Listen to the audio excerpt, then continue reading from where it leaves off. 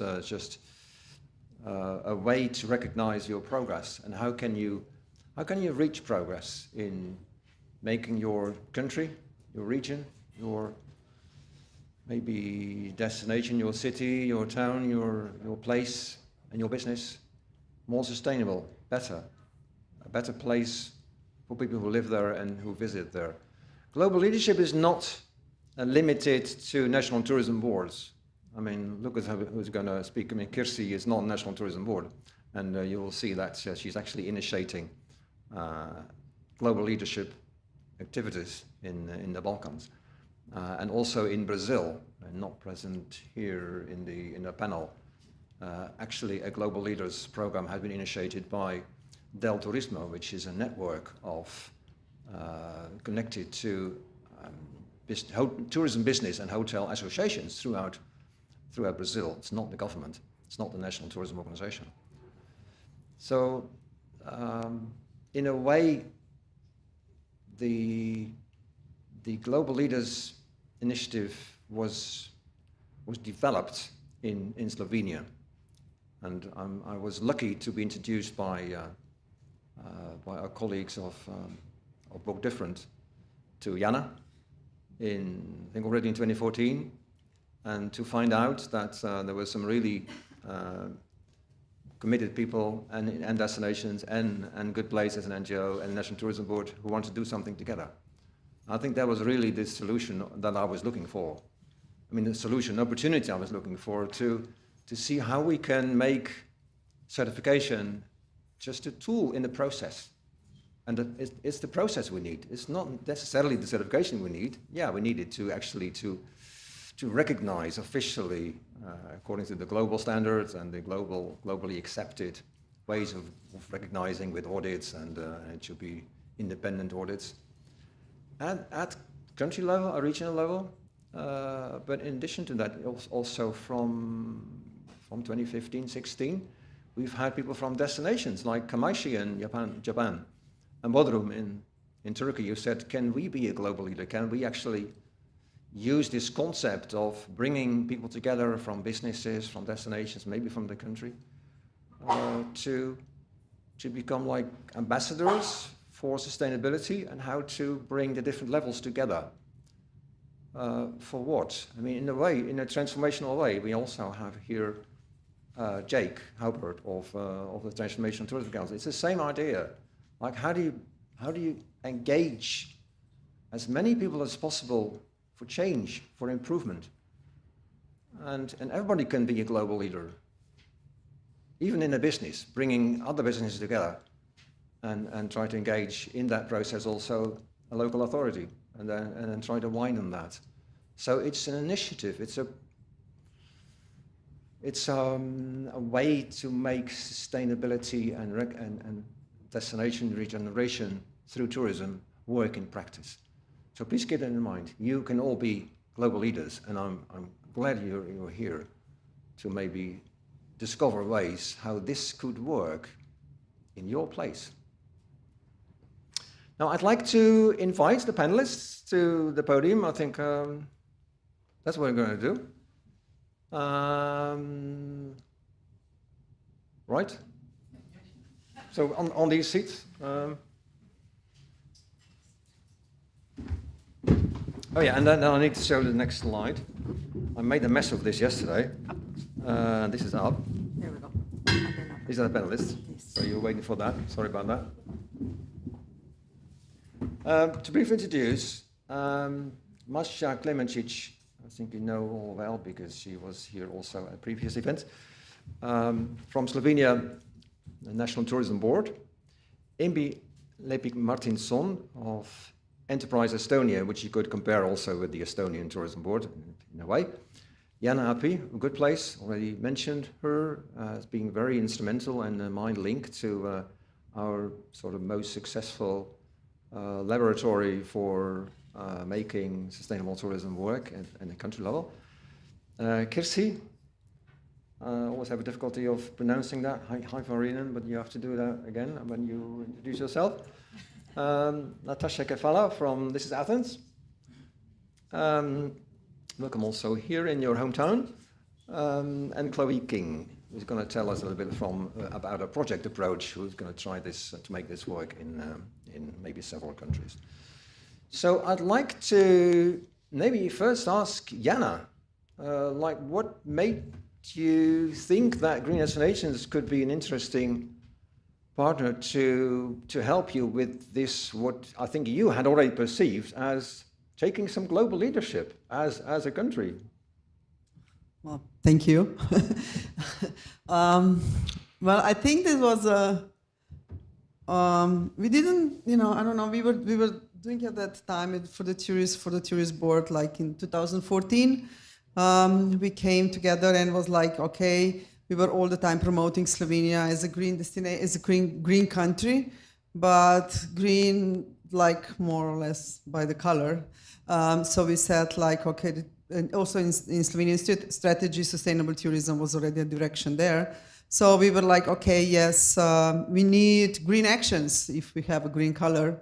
So how to do that? And certification, of course, is a tool to that, on that path.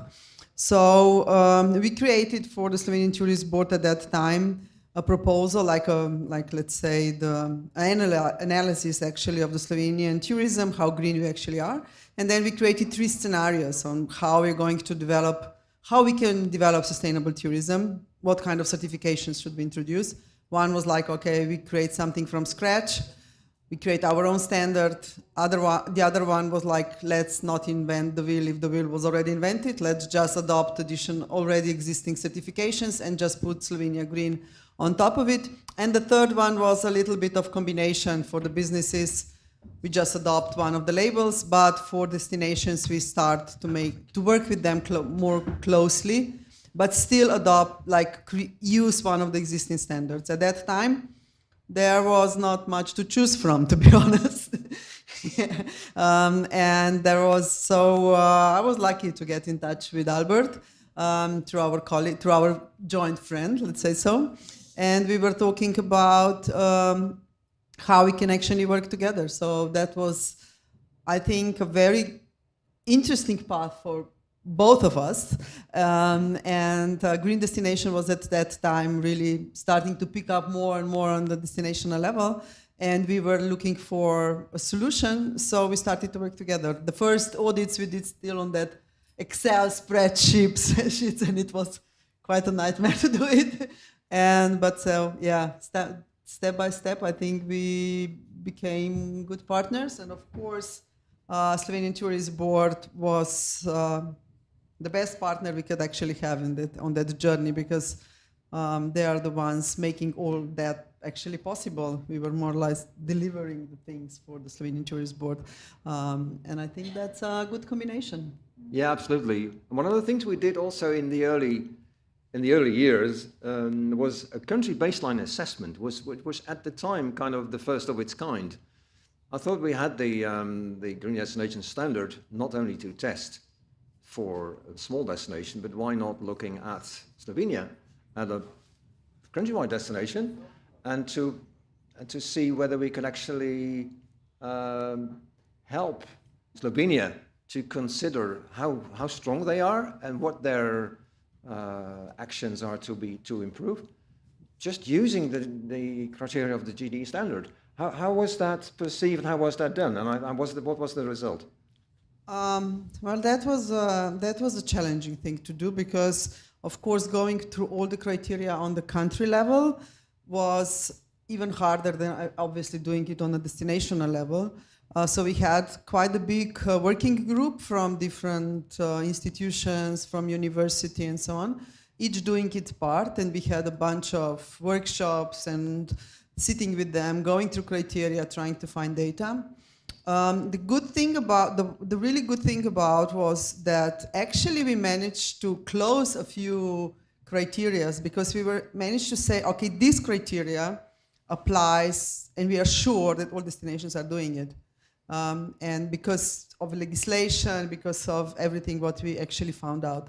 So for some time, we are now opening that up again, but quite for some time we were kind of Slovenian standard, we're using a little bit less criteria than on general the standard for other destinations, which was of course for our destinations really good, because they had to, I don't know, there was maybe 10, 20 or something like that closed, but now with the new standard I think we are opening that up again.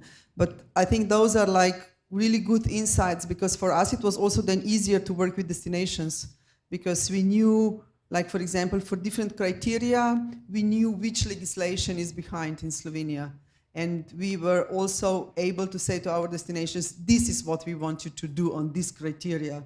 And I think this is a really important part, because, and why using the Green Destination Standard in Slovenia works, because not that we only translated it in Slovenian language, but on the side of guidances, we were able to adopt it to our legislation, to our experiences, to our, how Slovenia is actually performing. So I think this is a really good thing, that we have that power within and saying, okay, for this criteria, this is what Slovenian destinations needs to do.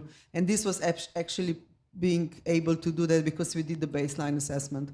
So I think this is like a really good step on that path, even though it's really hard to do it. Yeah.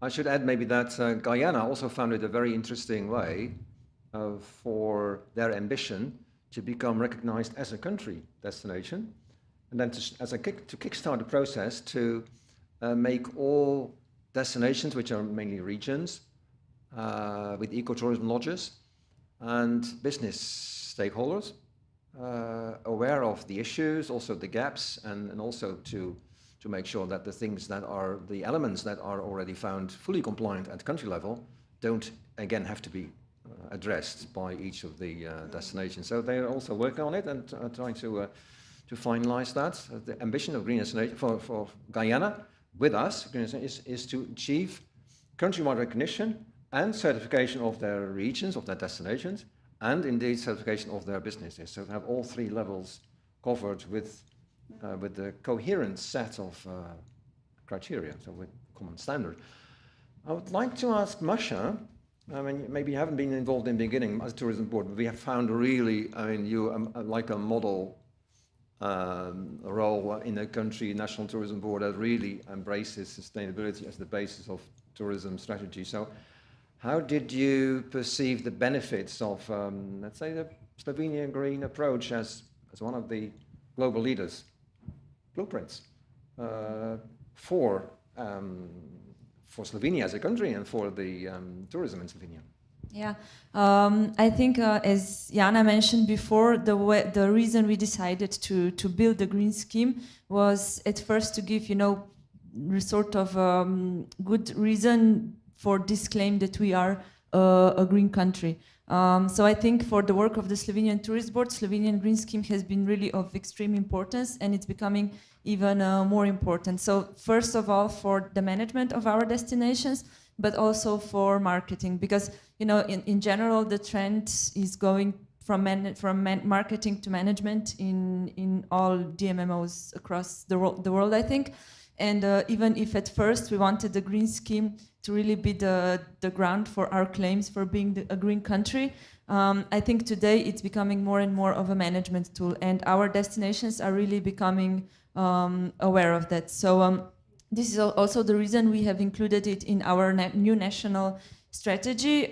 So it was just actually confirmed by our government in May.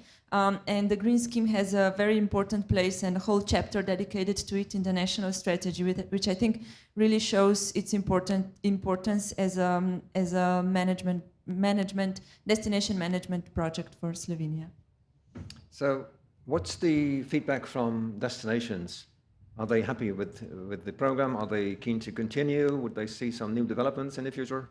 Yeah, most of them are very happy with it and very keen to continue. Of course, we are having issues and problems, especially there. This problem has shown that there's a big difference in Slovenia between bigger destinations and smaller destinations, and they also take they have to take different approaches, because bigger destinations, they can afford to have a specific person dedicated to sustainability and the green scheme. Ljubljana, for example, is one such example. They just appointed one person to be the green coordinator, sustainability manager full-time. But then we have other smaller destinations that are where tourism is governed by municipalities. They don't have a special organization dedicated to tourism. And of course, it's very difficult to have one person dedicated to sustainability when you only have 3 people working for the whole municipality. Because, you know, Slovenia is quite a small country and we have 212 municipalities. So we have to take that into account. Also, some destinations say that green scheme is very time-consuming, which of course is true, especially if you have 5 other projects and events that you have to organize and do on the side. So this is something we are addressing, because the green scheme has been running for 7 years, and it's a very different program to the one it was in 2015. In 2015, we started with 15 destinations and several businesses, and today we have 219 members altogether, I think. So it does require different approaches, and we just had a meeting last week with some Slovenia Green Label holders and destinations to learn to see their perspective, and we are going in to renovate the scheme in the following months, because we really see we have to keep changing it, keep adapting it. I think that the training component and the way you introduced that and you support that as National Tourism Board, and it was implemented by Good Place, was really a model for us also to think about how should we better support our destinations globally. How do you see the role of training in the future? I mean, we are in many destinations also facing quicker staff changes. I mean, you'll have every maybe 2 or 3 years different staff. And how do you make sure the capacity building and the training is maybe helpful in ensuring continuity? Yeah, that's one of the bigger problems, and I wouldn't say we have staff changes every 3 years, but in certain destinations every 6 months. So it is a huge problem, and I would really like to stress that, I don't know if you're maybe thinking of implementing a national scheme in your country, I think this is the point that you have to spend the most time and the most energy on, to have a reliable destination partner. And by this I mean to have the project manager at a destination or at a business that can really help you in implementing the scheme, the strategy at a certain destination. This is speaking from the national government, the national level. So in Slovenia, we are thinking of having even more activities for even more training activities, educational activities. We have just put together a short test for our green coordinators, because we have seen that their lack of motivation or their lack of knowledge, or just sometimes they're just overwhelmed by all of their different activities. It is influencing the performance of the destination, you know, in general. So I think because we can see that the destinations that have dedicated green coordinator are doing better according to the standard. They can implement more projects, more activities, which is normal. But we really want to help them, especially by, you know, giving them more knowledge, more training. And I think this is the job of the National Tourism Board. I think this should be, we are the first ones responsible for this, for their motivation, for their training. Of course, a lot depends on them and their personal motivation also, but I think we should be the ones encouraging that. Yeah, and we also introduced the award for the best. Yeah, exactly. This is one of the other activities we did, because we saw a bit that they were overwhelmed by all of the activities. We wanted to give them extra motivation. So this year at the Green Day of Slovenian Tourism in May, we awarded the first award for the best green coordinator in Slovenia. We made some criteria. It was very transparent. And we want to have more activities like this.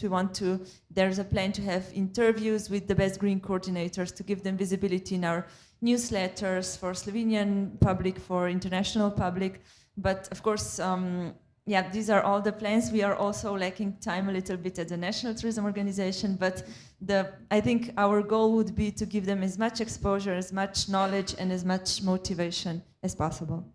Could you perhaps repeat the most important KPI in terms of how much of the tourism and the visitors are actually received by the green destinations and businesses, the green scheme certified businesses? Yeah, well, in terms of destinations, it's 90%. With businesses, we do have a bit of a problem because according to the research that was made for the national strategy, only 1% of Slovenian accommodation businesses are holders of the Slovenia Green Accommodation label.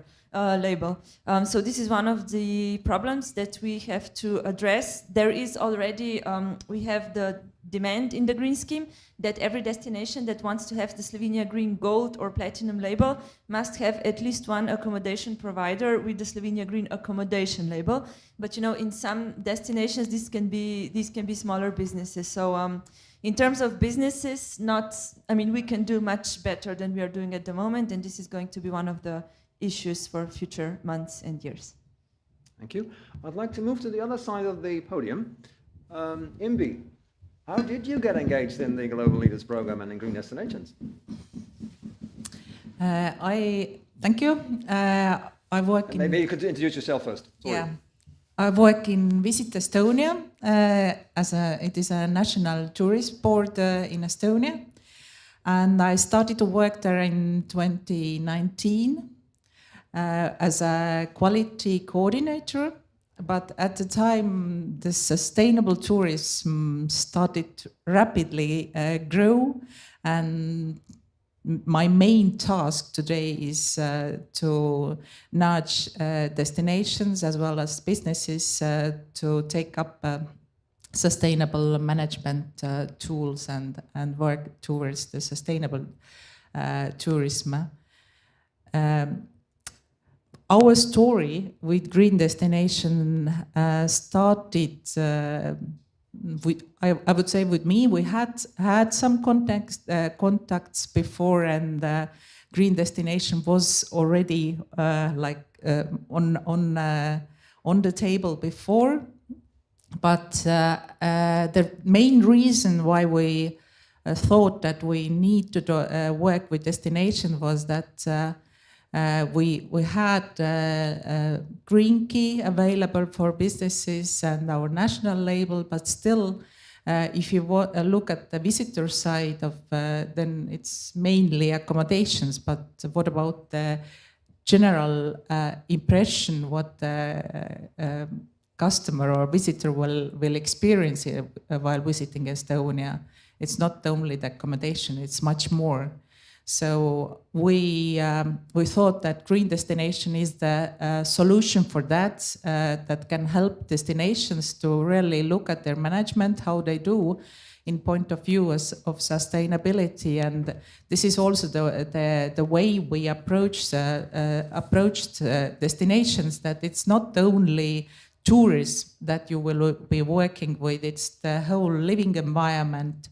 And this helped them to understand that they can also introduce it to the public and to the community, that we are working for the better living environment, and so the tourists will also enjoy visiting us.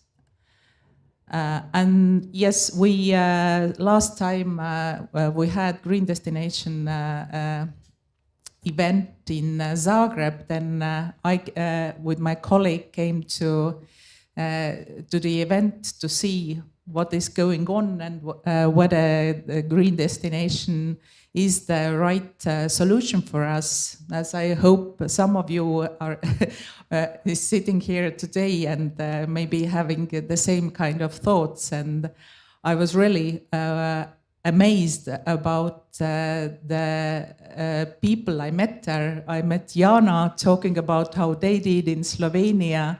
And it made us really encouraged to take it up. So we saw that we can get support from the Slovenian example and also from Good Place. I still envy Slovenians having you, and as we don't have such a good NGO partner in Estonia yet. So And we started to build up the first piloting year with aiming to have 4 or 5 destinations along, but when we opened the call, 7 destinations assigned and wanted to join.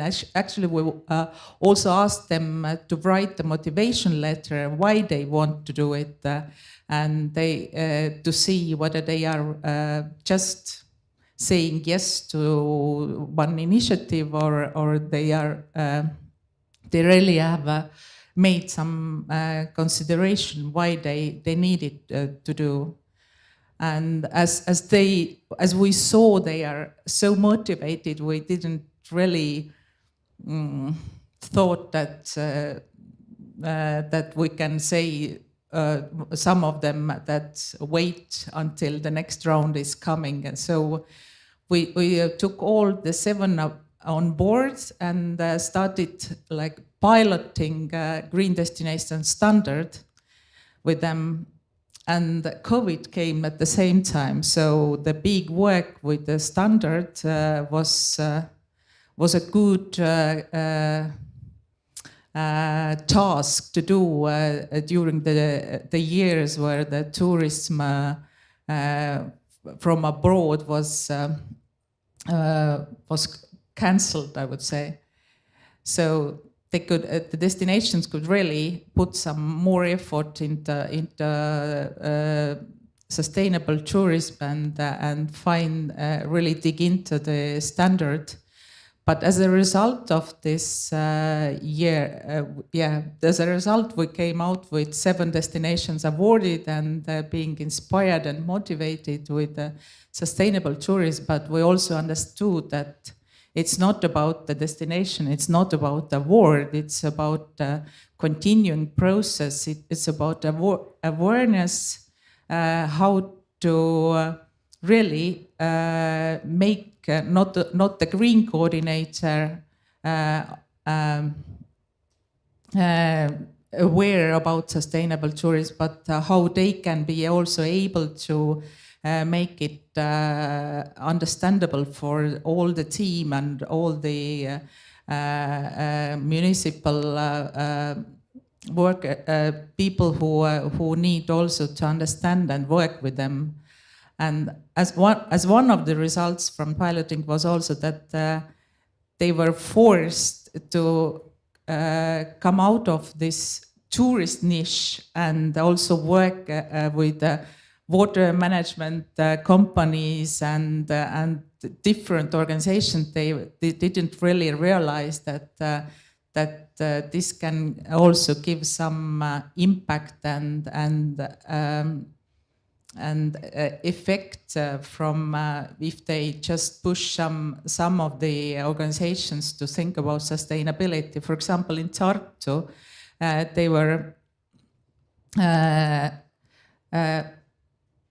they were monitoring the traffic, how much traffic of the commuters to the town and outside, and suddenly they realized that, oh, this way we can also monitor the big events coming to the city and be more prepared for the big events in town. So it really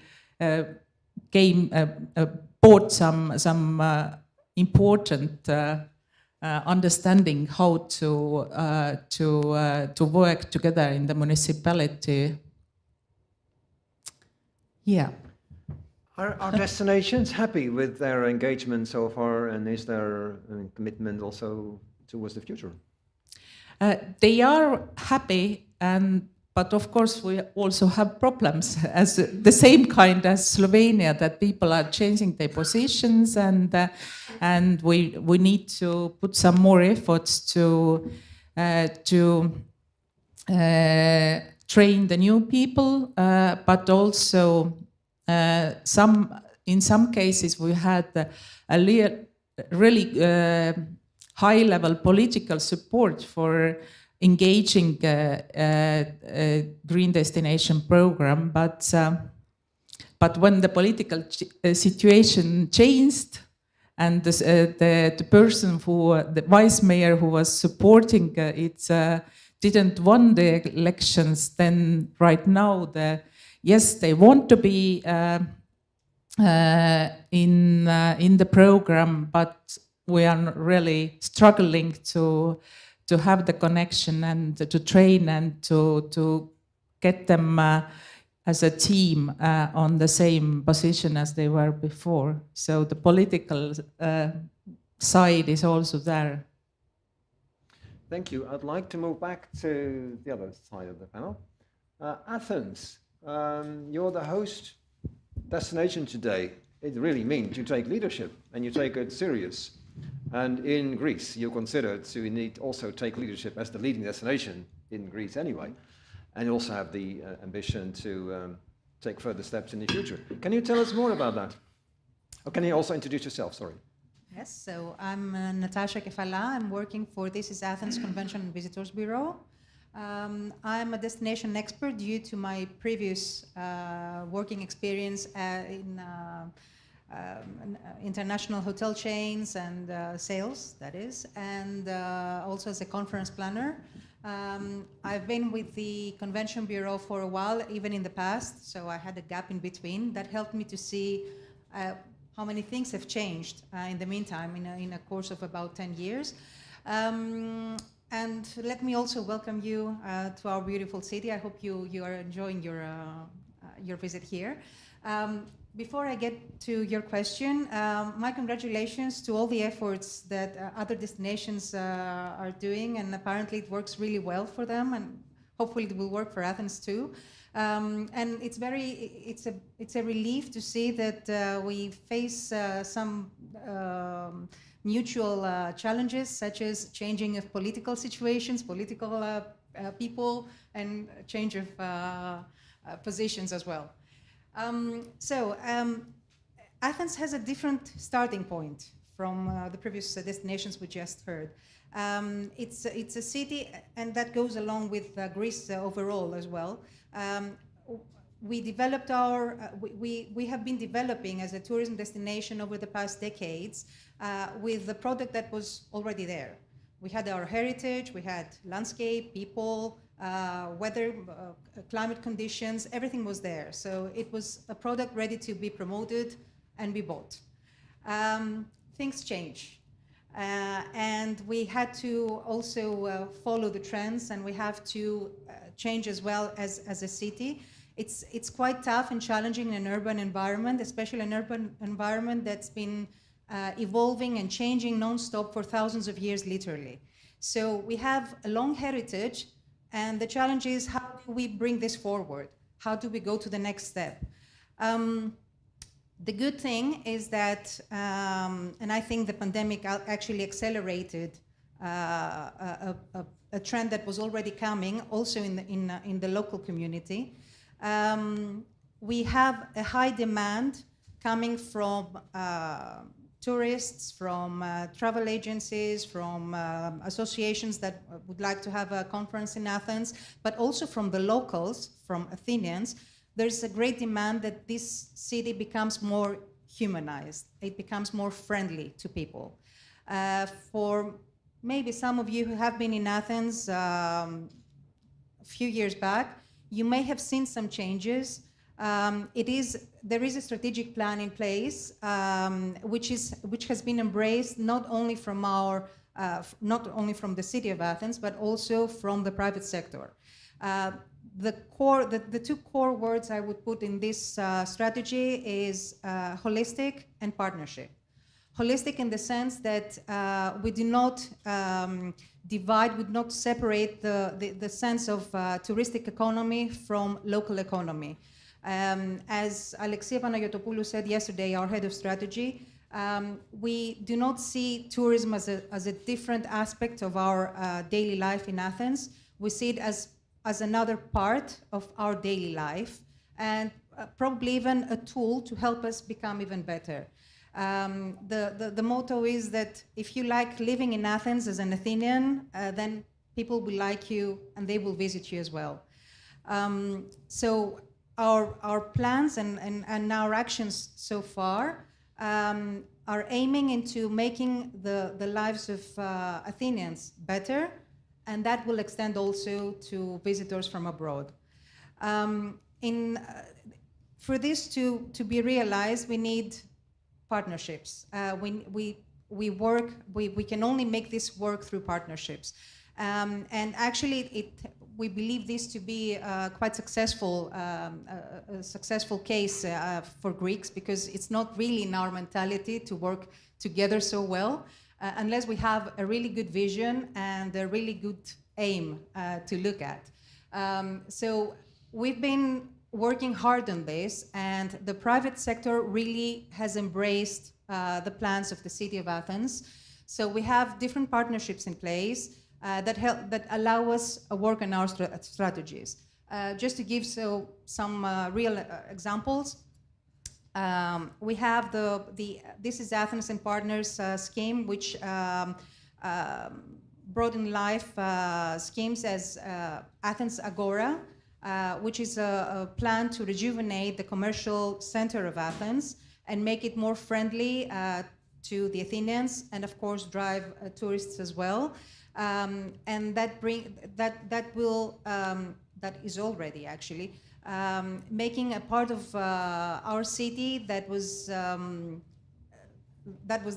commercial life and the heart of Athens for decades, becoming to life again. It has a very nice vibe. We actually invite you to explore our business center, our commercial center, in the heart of Athens, because nowadays it's not just about shopping, it's also about entertaining yourselves, having something to eat, something to drink with your friends. You know, this is definitely within the Greek culture. So the Athens Agora is a plan that's already taking place. Then we had routes that we designed especially for people with special abilities in the city of Athens, which you must have already witnessed.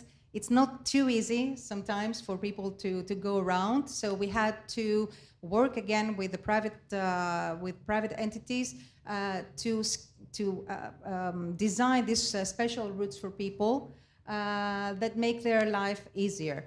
We have in plans again the rejuvenation of our national garden, which is just in the heart of the city, and it's a beautiful plot of actually a big plot of land. And the Lygabetus Hill, which you can visit also by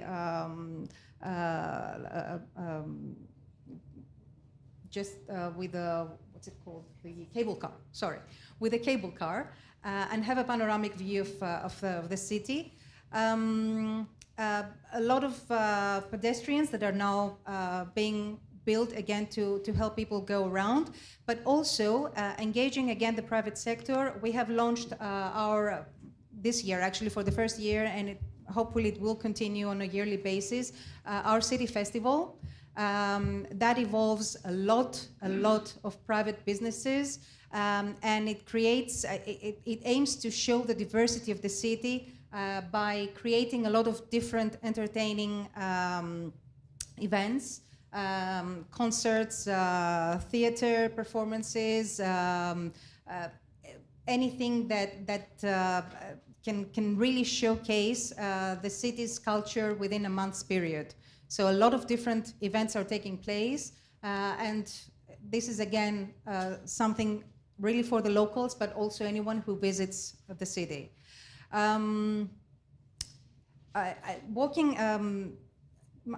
Introducing Athens with an Athenian, that's another activity that we have been really warm about, and we have adopted a few years ago, actually within the pandemic or just before the pandemic. And this is a way for any visitor to Athens to visit places in Athens that are not as well known as the Acropolis, or they're not as popular and visited as other places, and get to know this city through the eyes of a local and how we live in this city. I think this is also something that benefits Athenians as well, because they get to feel pride of their destination, and they also feel more engaged into the environment. They also have to spend their daily life as well. And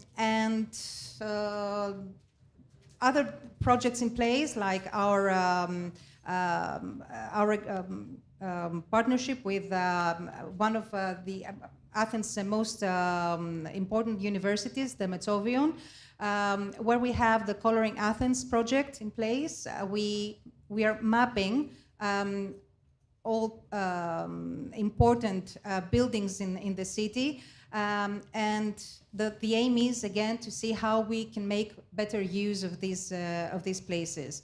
So these are just a few examples of what we do right now. And of course, we just recently, a few months ago, we finished our assessment with GSTC, where we scored quite high. And this gives us, I think, good prospects on how we're going to take this further down. Thank you. We're really hopeful on your leadership because it's really difficult to get sustainability implemented at such a large scale with 4 million people like Athens. So it is almost 4 million people. So yeah, it's amazing to see how that will develop in the future, and we'll be ready to not only monitor that, but also see how we can be helpful with the tools. It's a challenge, but I think we can make a good case study. Yeah, great. A successful one. Yeah. Kirsi, could you introduce yourself and clarify again also to me how I really... Yeah. Yeah. Thank you. And also how you introduced the global leaders concept in your part of the world, not facing just one destination, one country, but even 4 or 5. Work in progress, yeah, thank you. Yes, my name is Kirsi Hyvärinen, and as you hear, I am not from the Balkans, but I was born on the Arctic Circle, and I'm coming from a country which is, according to United Nations and a benchmark study of last year, the most sustainable country in the world, Finland. So I think that they don't need me anymore. No, I live and work in the Balkans in Montenegro as my base camp, as I call it, since 2006, and I'm doing this from the seat of my own consulting company, coaching and consulting company. I work in tourism. I studied tourism in Germany since 30 years. And on different levels. And 6 of those years were in the National Tourism Organization of Montenegro. So I know their challenges and also opportunities. I'd like to ask all of my Balkan friends to stand up. I want to see you. Everybody who's here from the Balkans. Yeah, okay. We'll start making it. Okay, here's the kickoff. Yeah. Where to start? I think we need to think of a tree. Yeah, we put the seeds of a tree into the ground, and the tree grows from the roots and not from the treetop. However, a tree to grow needs also the sunshine and the rain, and that's the national level and national support and national push. And I'm so jealous and happy to have you in our region and have you in the same organization of Balkan Green, which we launched here as a regional support to all the destinations and businesses and NGOs to come together, work together, because in the Balkans you have more that connects you than what divides you, and we should use that. Like Scandinavia didn't have borders, like mental borders, long before the European Union. I see that as a vision for the Balkans, to come back together to that situation again. Okay, how to introduce the sunshine and the rain? Well, basically, all our countries are aiming and willing to become partner of the European Union, member of the European Union. So here is a big issue and challenge and opportunity, and every step that we do and work with the green destinations, development and monitoring brings us closer to the goal of, let's say, Chapter 27 fulfilling. So there is a big political carrot, if you like. Then also the businesses, they feel the pressure of the market. Sustainability is becoming more of a norm than nice to have. We know this all from the statistics. from travelers, especially post-pandemic. The need and desire for sustainable destinations is getting bigger, and not only in the leisure travel. I do also a yearly report for the Business Travel Association of Germany, and the buyers, the big buyers, are also looking at more sustainability, proven sustainability, measurable sustainability in the products that they buy, which start with airlines, continue with hotels, with event organizations, etc. Montenegro, where I'm based, has in its constitution since 1991, as early as 1991, the words, the country is an ecological state. My question has always been, how do we keep that promise? And that promise is not kept very well yet, and we all know that. And our aim is to really start keeping that promise in every way. And everybody was mentioning here the quality of life for local people. That is the number one thing. The dignity that you have to have for one of the most beautiful countries of Europe. And start protecting it, and don't overdo tourism. The word over-tourism doesn't exist for us. It's only under management. And I'm so happy to have a pilot, TIVAT, which understood this, and where the fourth pillar of sustainability is understood. It's accountability, where accountability, the responsibility for actions that you need to take, where that fails, all the other three dimensions are doomed to fail. Ecological, social, economic success. So starting with a good pilot partner who understands what a green team can be, like coming out of the silos of your municipal administration. Everybody's working their piece, but they don't communicate with each other along the same lines. That is what the Green Destinations tool is really offering. And it's offering also, I call it institutional memory, which is partly the answer to this changing staff problems, which everybody has. And where the institutional memory is digitalized. This is modern way of managing knowledge and work. So it's not so dependent on the persons anymore, but the start, it stands and fails with the persons. So you need the good person first, and then somebody who is open to work with others. Also with people who don't immediately agree with the idea. And so my first talk in the ministry 2-3 years ago was also like, oh no, we are not Slovenia, we can't do that. No. I said, well, do you want to stay on that level like forever? And then came a new minister and he wanted to talk to us, and we went there with Danica and some other colleague, and he said, yeah, I don't know anything about this, but please tell me what this is about. So we told him, and he invited his working group of the new tourism development strategy to the room and said, make sure that this goes into the strategy. The National Tourism Development Strategy to 2025 is having now, on paper again, the green destinations and the global sustainable tourism criteria and education and stuff like that. So first, yeah, we have it on the paper, but to make it alive, it really needs now the national push. And I hope that in the next Green Destination Global Days, somebody else is sitting on this seat. Can you tell us a bit about how that's received in other countries in the Balkans? I think we all have kind of the same, but still different starting points. It's got to do with the former Yugoslavia breakup story, which I'm not going to go into, but we have very similar challenges and different also attitudes to things. So I would think, like for example in Albania, we have the first Travel Life certified company there, and they are now the seed in the ground and starting to roll out that to their partners, talking to the local, the national politicians, and starting to grow the tree. And in North Macedonia, I cannot talk about North Macedonia. There would be Alexander here, Donev, maybe the best one to talk about what the situation is there.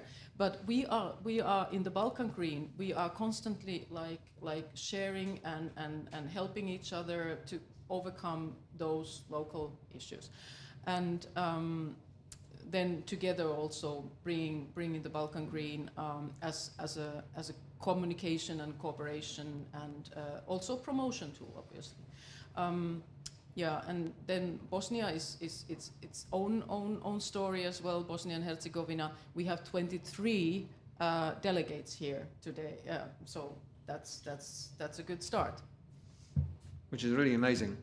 Thank you for that. And we'll come to the other partners of the Balkan Green a little later in this session, I hope at this time. But it looks like we have Chloe King. It was great to see you here. It's not the first time you're in the Great GD network. Can you tell us a little bit about yourself and what your company is doing to try and use these concepts of working together on sustainability and tourism in the several countries there in which you work? Yeah, absolutely. Thank you, Albert. And it's really great to hear from all of these colleagues here of what you guys are doing. I think this is very helpful for our projects as well.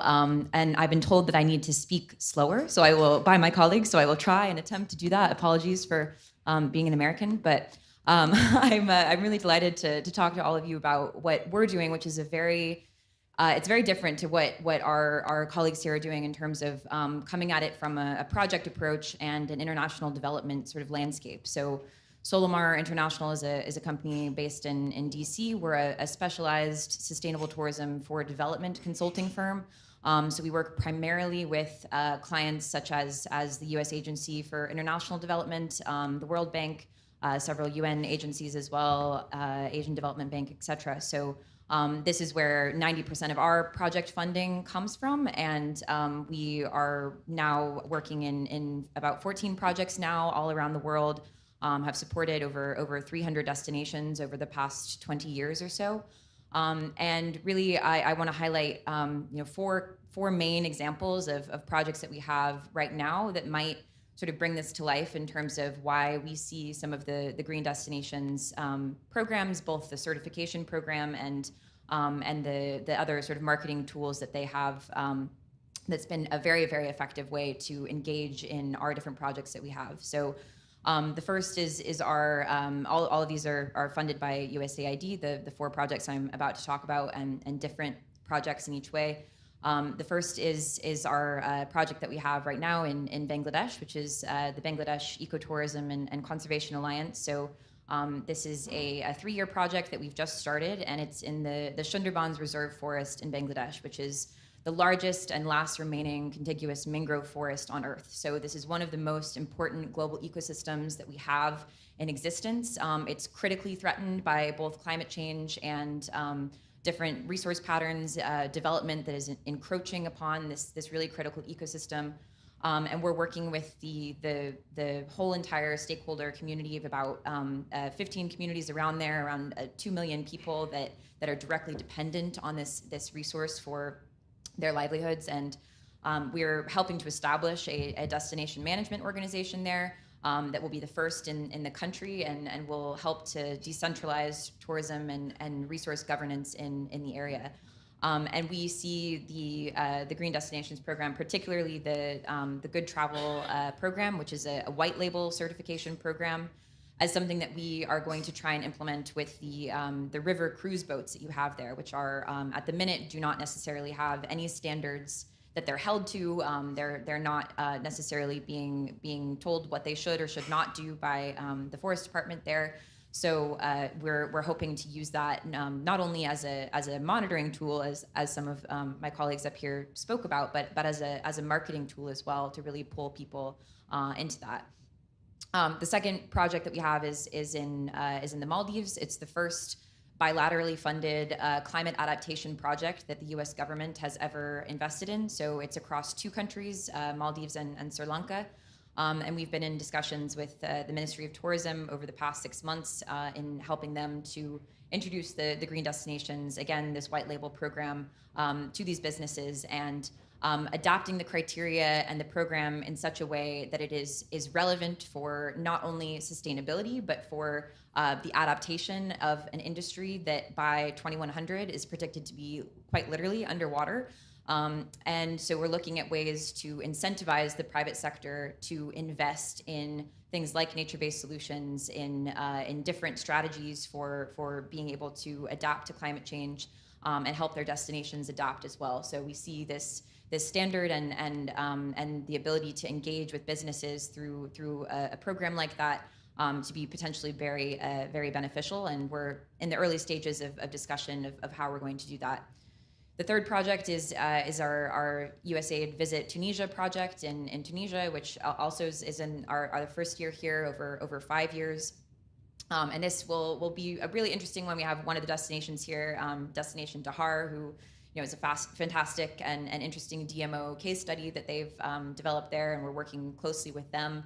But really, we have Tunisia is a destination that, and I'm sure Bangladesh as well, and many of the other destinations we work in is not something you would think of as a typical tourist destination, which is why we have our job that we do. So if it was easy, we wouldn't be here. But we're trying to pull a lot of the sun, sand, and sea sort of tourists from the coastline further inwards and into the mountains and explore the amazing desert experiences that the country has to offer.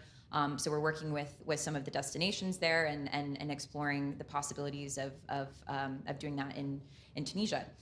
And then the final project is the one that's now coming to a close. It's the one I've been working with for the longest amount of time, which is in Timor-Leste, which is as far east as you can go in Indonesia, but then another country in and of itself. It's one of the youngest countries in the world. It's a really, really fascinating, amazing destination. The island of Etoro off of the coast of Dili is an area that has the highest reef fish biodiversity on this planet. So it is so rich with nature and culture and traditions, and is a really sort of unknown and untouched destination as of now. Last year we helped over the past 5 years, we've been helping the destination management organization at Coma to become a legally registered entity and to bring together a lot of the destination stakeholders there to provide tours, to get visitors out from one side of the island, distribute them to another, and this has been a really exciting project for us. But what we have seen in the past 2 years over COVID was that morale dropped really low because this isn't a destination that gets a lot of tourists usually, and then over COVID, of course, it was just even worse. So we helped Ecoma to apply for the Top 100 Sustainability Stories competition, and they ended up last year winning, not only being nominated in the Top 100, but they won the Nature and Adventure category in the end. So which was a huge deal for them, and everyone was, of course, extremely happy about it. And I told the president of Ecoma yesterday, Mr. Osaya Suarez, about that I was here at the conference, and he shared a really lovely story, which was that about a week ago, the Minister of Tourism in Timor-Leste unveiled the destination management plan, or the sort of sustainable management plan for the island of Etoro in front of an audience of hundreds and hundreds of people.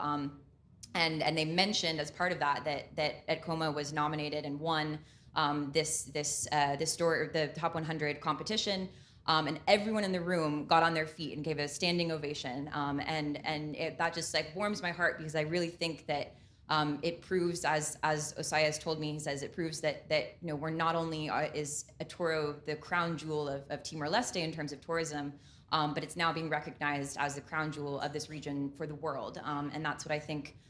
These programs really bring for a lot of our projects in destinations that are emerging. They don't have their foothold in the international market yet, and they're really able to showcase what they have and enhance pride and support in these destinations, which I think is just really fantastic. So yeah. Thank you, Chloe. And this shows that you've seen different perspectives of global leadership by people, whether by NGOs or national tourism boards or city consultants. That each could play a very, very important, maybe essential role in getting a process started, leading towards sustainability by bringing people together. Who of you could I ask for, invite for a question to panel members to get you a better understanding, maybe a full understanding of what we together have done to bring sustainability to life at different levels? Don't be shy. Take the floor. So it's all clear? Ah, sorry. Alison. My name's Alison Berg. I'm the UK Destination. Can you maybe take a microphone here? Is that okay? We have time for that.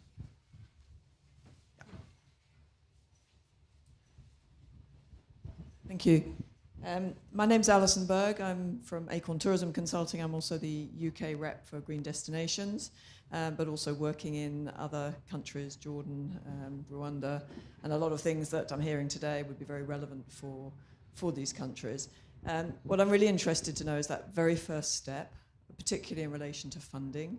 I think Chloe's just given us some great examples of where she's working through Usaid funding. I think the Balkans Green is very much supported by GIZ. I don't know about, with Athens, there's obviously a very strong political will there, which is fantastic to hear. But I'm just very interested to how we can get started in some countries that don't necessarily have access to that funding.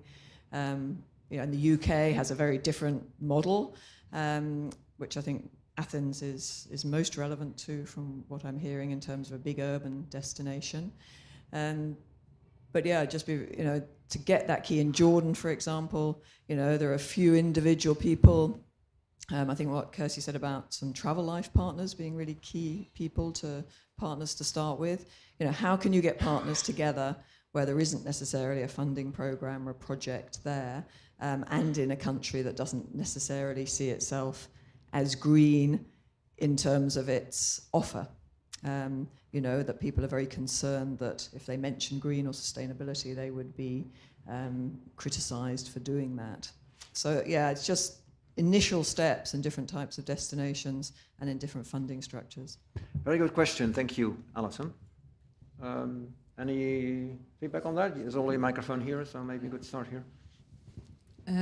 We are the lucky ones to have some European regional fund to help us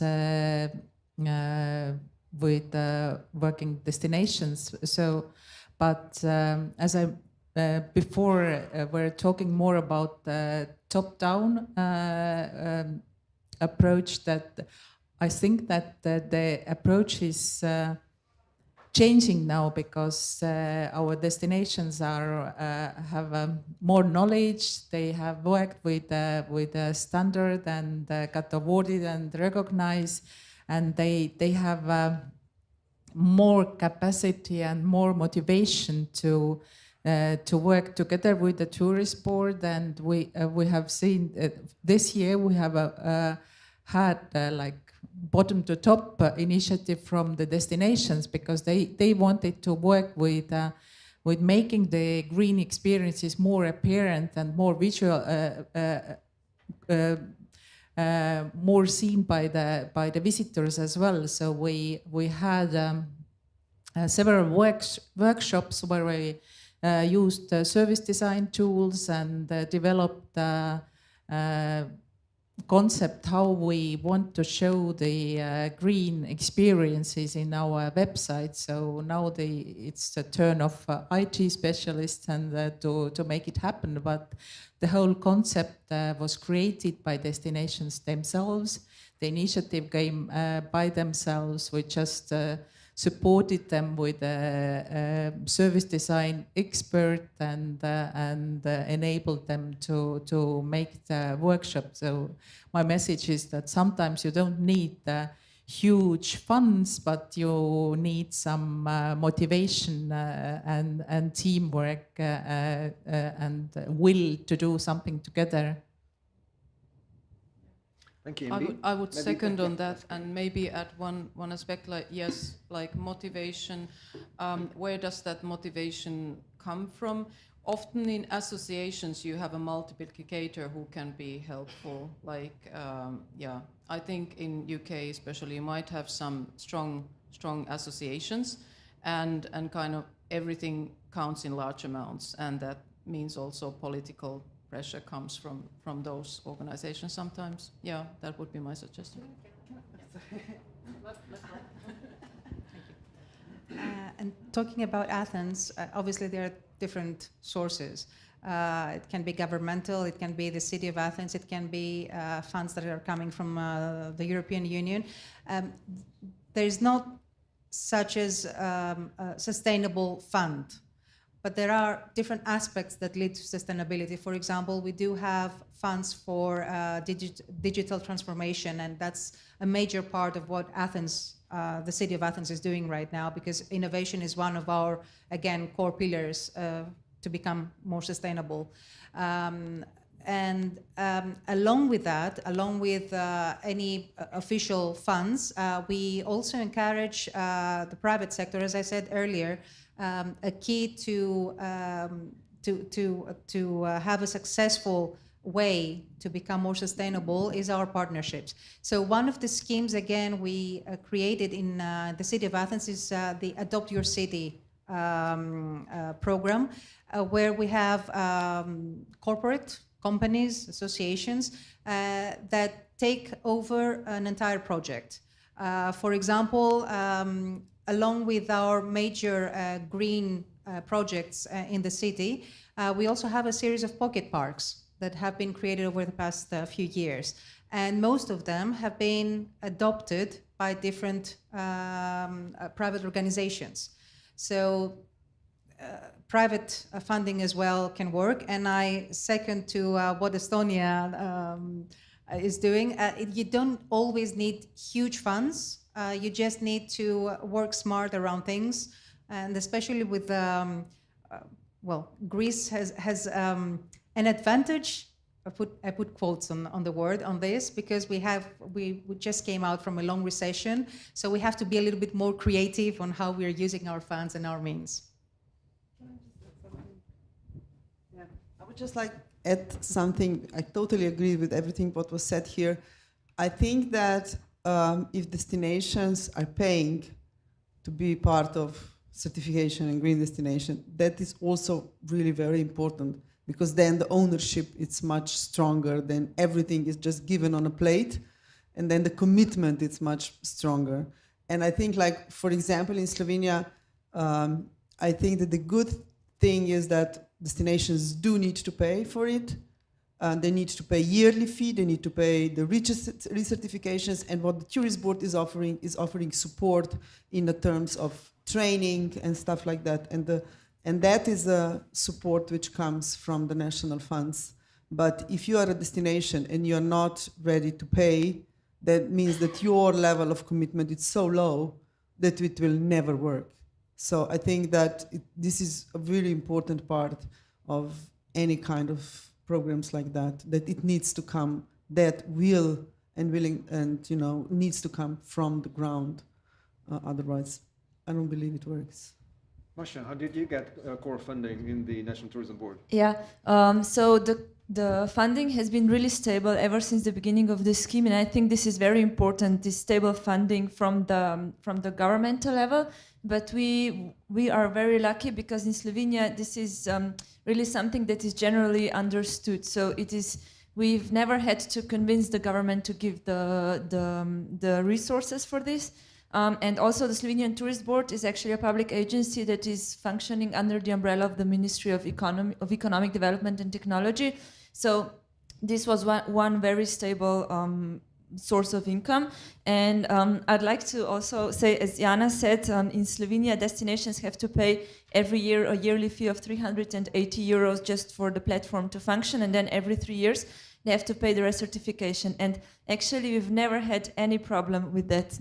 There was never a question, either by destinations or by businesses. Nobody ever said this is too expensive or this is too much. From time to time, some destinations that are unsuccessful and have to pay again, sometimes they say something, but this is really rare. In the past 4 or 5 years, I've gotten 2 such questions, and for me this is really interesting, because you would think that in times of COVID and so on, people would be complaining more about this, but actually it has never been a problem. And I really agree with what Jana said that this is a way to make them more serious about this. Kirsi. And just one little more thought is benchmarking. Like, what are the measures of success? Like, and look at other destinations and show their success in those different benchmarks. And I think our KPI tool will come handy soon for this, to compare your places with the ones that would be like role models for you, what they have achieved, not just in number of tourists and overnights, but those much more important ones. Thank you, Kirsi. Maybe just to finish this question, I think it's very important to have co-funding.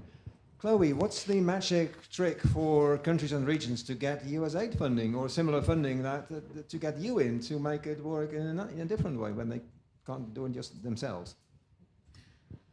Yeah, I mean, unfortunately, there's no magic trick with the U.S. government. I wish there was, but yeah, it's oftentimes, you know, there will be bids that are announced, and you know, similarly in Usaid, World Bank, these projects will put out, you know, basically requests for proposals or requests for information, which you know, you can keep updated on platforms like DevEx is one of them. So.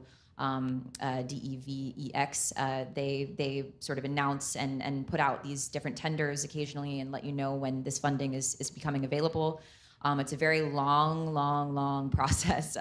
So, you know, in Bangladesh, for example, we started the co-creation process about 2.5 years ago and then only got the funding in January of this year. So it takes quite a lot of time, but yeah, I think it's a good and interesting source of funding, and then it's about assembling the team that you want to implement that project. So you know, if it's tourism specific, of course we are very well versed in Usaid, so certainly happy for Solomar to be considered in those things. It's oftentimes we look at the larger players in this so-called the Beltway bandits of DC, so Chemonics, Tetra Tech. These much larger firms are often getting these really large bids, but you know, I think Solomar, or not Solomar, but tourism in general is becoming a greater and greater focus as a tool for development from the U.S. government, and there's more and more funding and more intention coming to this. There's projects that are being dedicated for 100% tourism, like our Visit Tunisia project, which has never happened before. So this is a really exciting time, I think, for tourism for those of you in these destinations. And we've had a few projects in the Balkans as well that have recently concluded. So hopefully we have more in the future. Would it make any sense for national tourism boards to just contact you and say what you expect in terms of calls in the next year or 2 years, and we are interested, and make us aware of a call? Yeah, absolutely. By all means, I'll give you my card after. So. Great. Next question, please. Hello, my name is Dimitris Paleogiannis. I'm from Athens, and I'm involved in developing and promoting tourism responsibly through authentic experiences. I'd like to ask mostly the other countries, because the case study of Greece, I'm researching it and involved in terms of long-term planning and continuation of what you're building. What is your insight there? Because unfortunately in Greece, as you said, tourism is very closely linked politically, and every time we have a new government, we have a re-strategy and rebranding and new campaigns and new concepts. So I'd like to hear from the successful case studies of long-term planning. For example, Slovenia, it was the first time I saw you in the UNWTO conference for gastronomy tourism in San Sebastian. And if I had told this to other Greeks, they'd say, come on, Slovenia, gastronomy. And you have been doing for the past 10 years a really robust strategy. So I'd like your insight there, what the other countries are doing in order to shape the future for a responsible tourism industry. Yes, I think this branding and constant branding and constant messages and this constant vision are extremely important, because it takes a lot of energy to change messages and make them comprehensive every few years. So in Slovenia we have been developing this sustainable fil rouge for the past 15 years, I think, in a very constant way. And we are really lucky, because in our national strategy changes. We get a new national strategy every 5 or 6 years, depends on the strategy. And for the past 15 years or 10 years, I think this message has remained the same. So the vision of Slovenia has always remained the same. The vision of Slovenia being a small, boutique, sustainable country. And I think this is also because when we were thinking about how to position Slovenia and what makes us different from other countries, I think the one thing we came to is that Slovenia is very, nature. People are very close to nature. It's very, I don't want to say sustainable again, but people really have this sustainable style of living. It's a small country. We don't have big cities, and I think this is our main advantage. So, for example, when you think of Croatia, you think of islands and the sea and the coast, and we wanted people, when they think of Slovenia, to think about greenery, nature, outdoor spaces. So this is the vision that we have defined years ago, and we really have kept to it throughout. And I think this being constant in these messages is extremely important. So our government understands this, we as the NGO understand this, and it is extremely important to make local tourism organizations understand it. So we have been promoting ourselves in this constant way for years, and it takes time. It took all of these years to get all of the local tourism organizations on board and all of the other stakeholders in tourism. So I think just really being constant in communication on all levels is the key.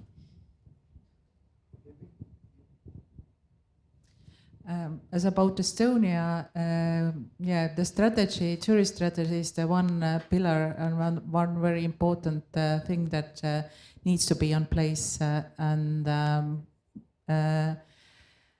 I would say that Estonia is about changing the way we have approached our clients or our visitors, but I don't see it as a disadvantage. It's more about improving the way we are approaching the visitors and taking up the changes that have been going on around us. So we are not talking so much about the landmarks any longer, or destinations. We are talking more about experiences and taking into account all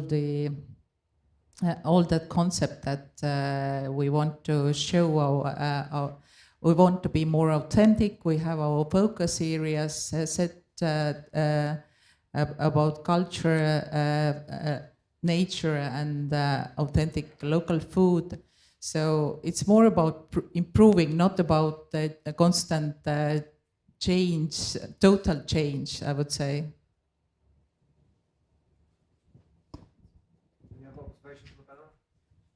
Yeah, I second to everything that was said here, and I think it's about consistency and credibility. And you are very right when you ask, if you ask me like what is the brand of Greece, I see 5 different logos somewhere in the back of my head, because that's what we have been seeing. And logo is not a brand. It's like you change your sweater daily, maybe that's okay, but you don't change your DNA. And I think every politician, whoever is on the seat, must understand that, and the local people must go with your brand and your development, improvement. Can I just add an extension in case we get somewhere even more in terms of staffing or the destination thinkers and visionaries? Do you have a pool of people that have continued being in key positions the past 15 years and do not get scrapped every time a new government comes in place? Because this is the key. Which is the dream team of your destination tourism? Does that happen in your countries, that you are seeing the same leadership characters being involved in tourism and shaping the tourism development?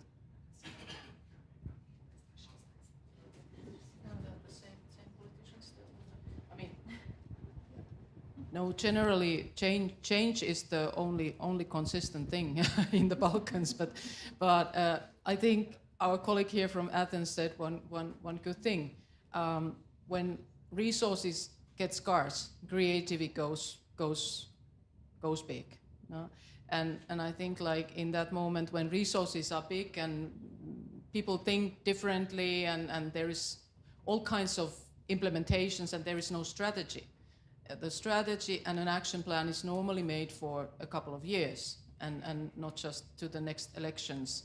And in the Montenegro case, I'm happy to say I see the same just logo, Montenegro Wild Beauty, since I'm there and since earlier.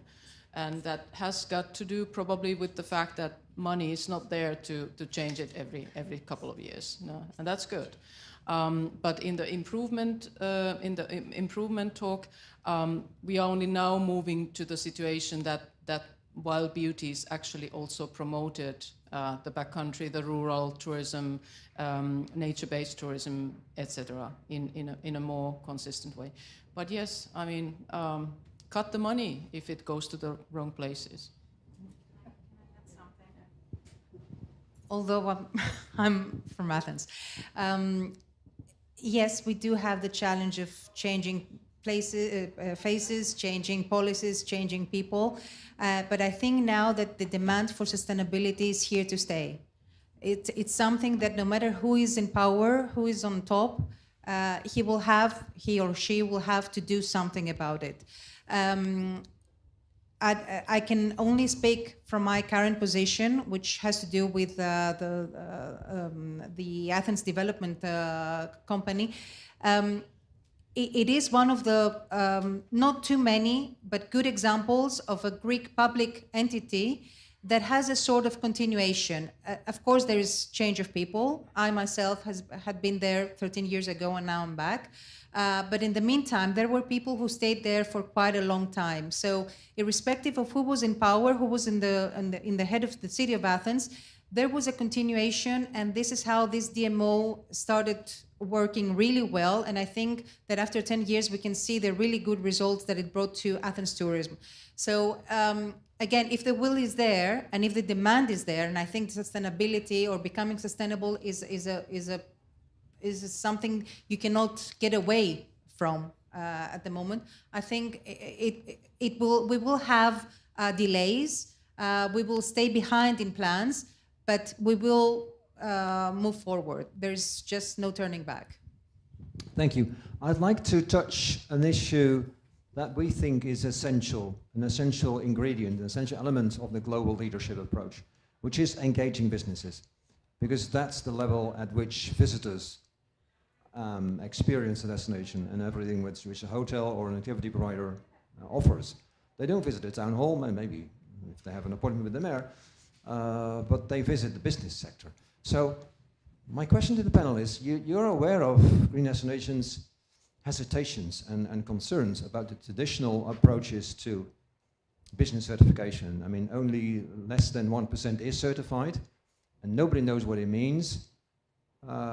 We are developing, especially in this context of global leadership, approaches that try to make business certification more credible, more transparent, more simple, doable for not only the very large chains, but also hotel chains, but also the community-driven, the community family-driven small businesses. So how are you thinking of how that could be useful in your country? Can I just say something that I completely agree with you that the business is the hard thing to tackle, and yeah, certification goes and doesn't go, and we see in the case of Slovenia that we struggle with businesses. Still, even the number is not that small, the percentage is too small, so that means that there is something wrong, something doesn't work, and we need to change something. And one thing which I think, and I will speak about that today in the afternoon in the panel, it's that destinations are doing their job, getting certified, putting things in place, but this is not something which we can sell to the visitors. You know, we cannot sell the sustainable tourism destination. That's not a product. That's just the feature. That's just the content. And I think that in order to bring businesses on board, we need to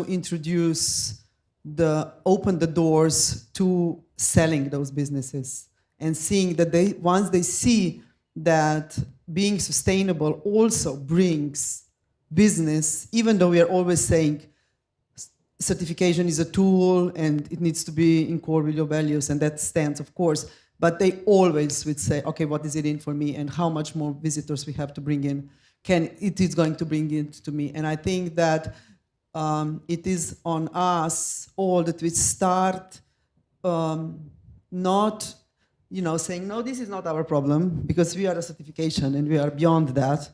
But we need to take that responsibility as well in our hands. And I think this is a big thing which all destinations, certifications, the national tourist boards, and whoever is working on sustainability and certifications need to, bite into that apple.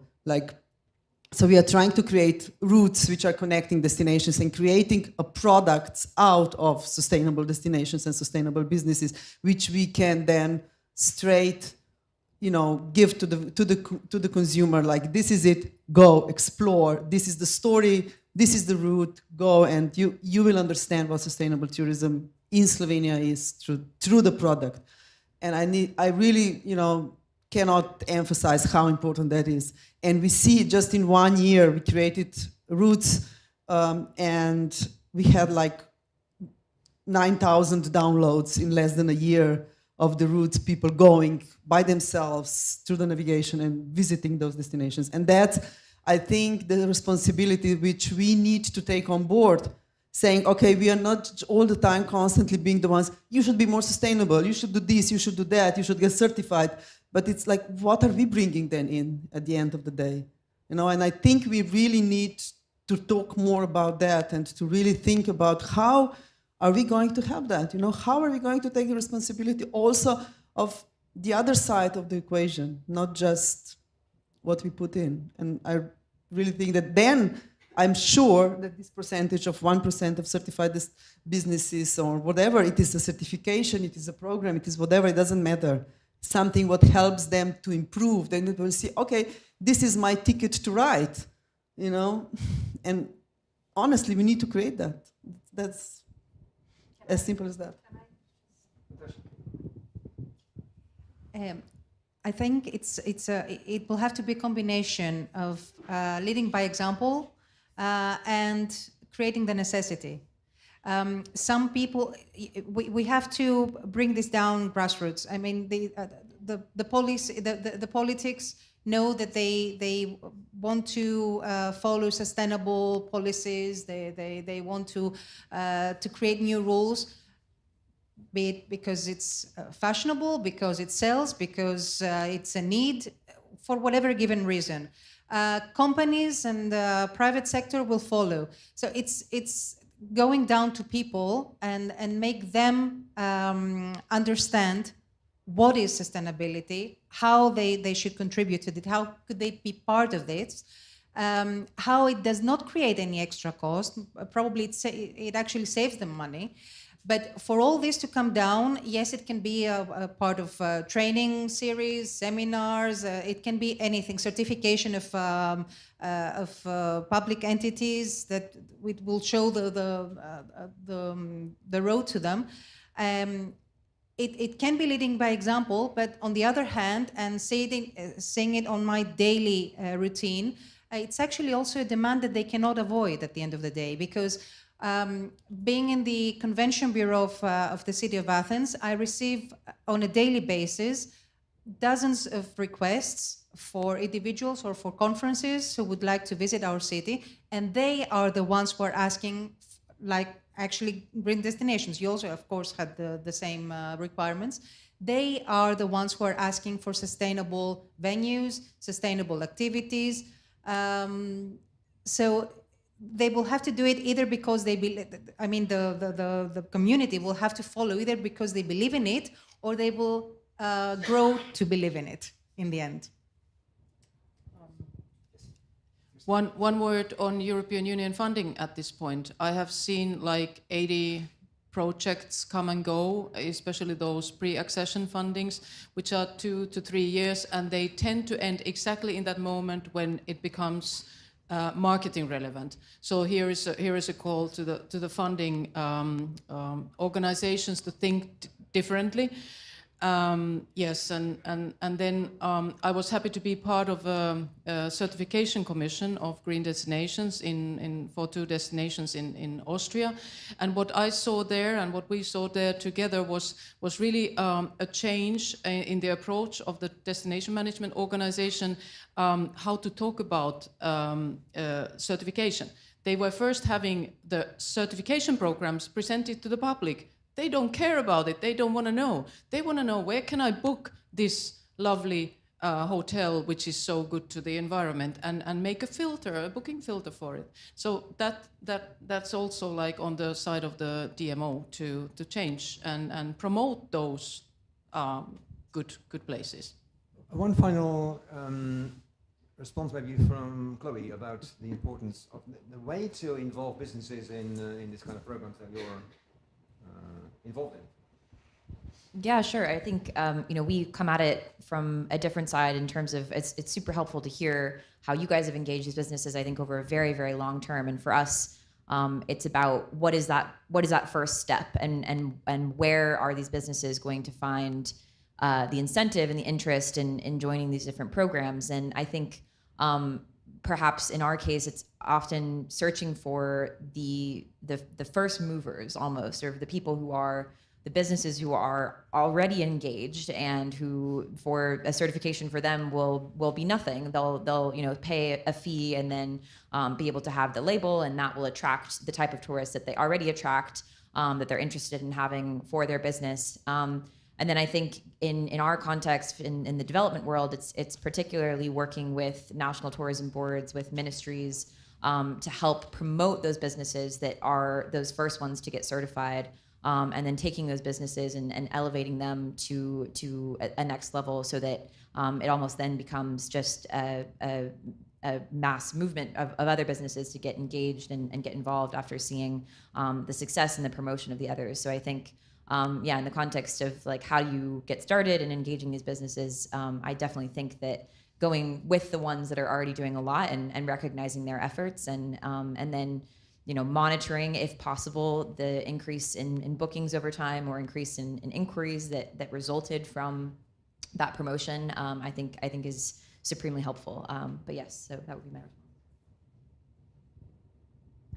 Okay, I'm asked by the organization to wrap up and to give my final takeaways on this session, and having listened to the panelists.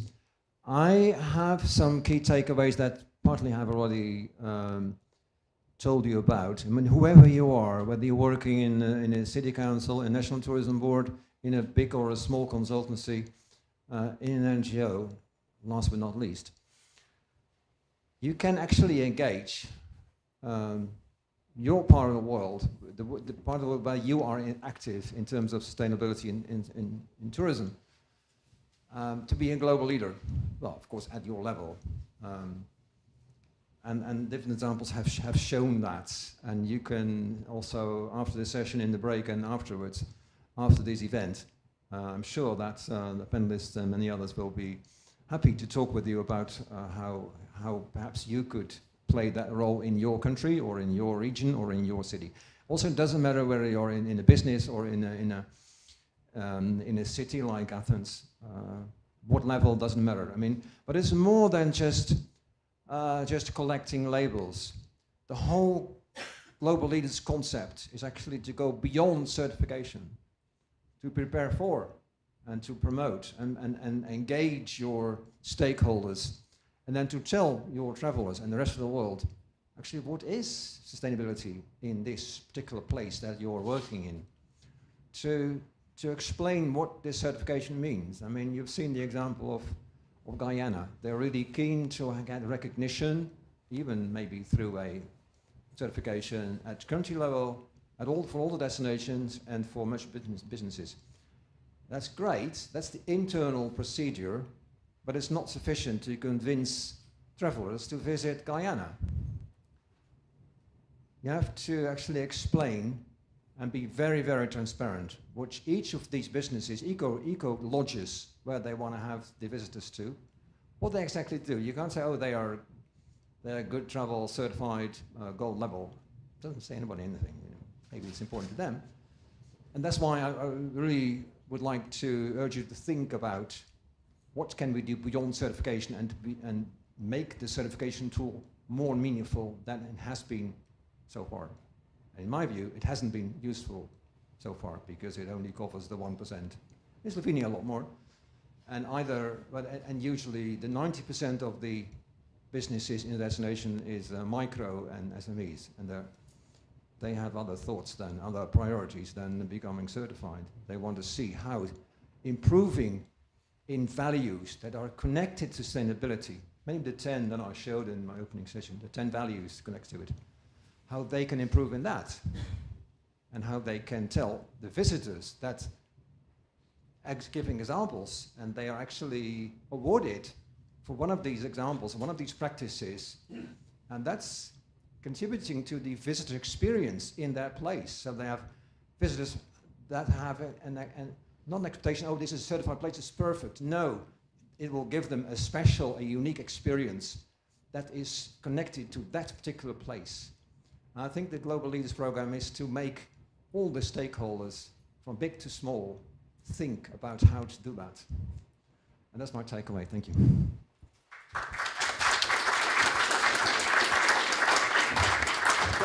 Thank you, panelists, for your contributions. I think we'll have lunch in